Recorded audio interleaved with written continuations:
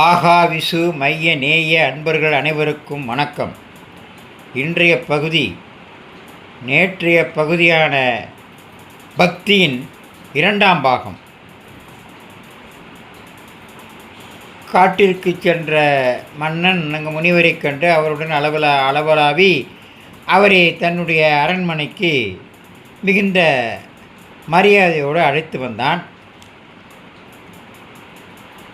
எல்லாம் நகரத்தில் அவனுக்கு மக்கள் எல்லாம் மரியாதை செய்து பணிவோடு அவர் முனிவரை கும்பிட்ட பிறகு மன்னன் முனிவரை அரண்மனைக்கு அழைத்து வந்து பாத பூஜை போன்ற வைபவங்களை கிரமப்படி செய்து வணங்கினான்.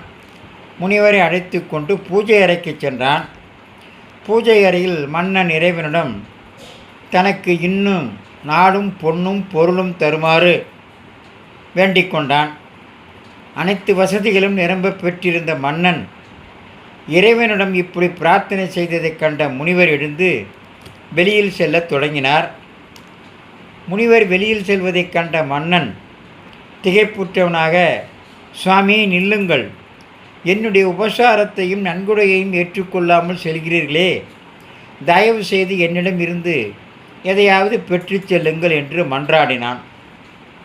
அந்த முனிவரோ, மன்னா, நான் பிச்சைக்காரர்களிடமிருந்து எதையும் பெற்றுக்கொள்வது இல்லை.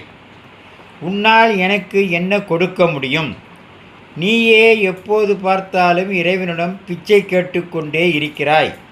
இந்த நிலையில் நீ எனக்கு எதுவும் தர வேண்டியது இல்லை. இறைவனிடம் எதையும் எதிர்பார்க்காத பக்தியை மட்டுமே செலுத்து என்று அறிவுரை கூறிவிட்டு சென்றார். அதாவது பூஜை அறையில் மன்னன் இறைவனிடம் மேற்கொண்டு இன்னும் பொருளும் பதவிகளும் ஆசைகளும் செல்வங்களும் தர வேண்டும் என்று வேண்டிக் கொண்டதை பார்த்த முனிவர் இவன் ஒரு பிச்சைக்காரன் என்று நினைத்து அவனிடம் எதுவும் பெற்றுக்கொள்ளாமல் வெளியில் சென்றார். இதிலிருந்து என்ன தெரிகிறது என்றால், நாம் இறைவனிடம் எதையும் எதிர்பார்க்காமல் மன தூய்மையுடன் பக்தியை செலுத்த பழகிக்கொள்ள வேண்டும்.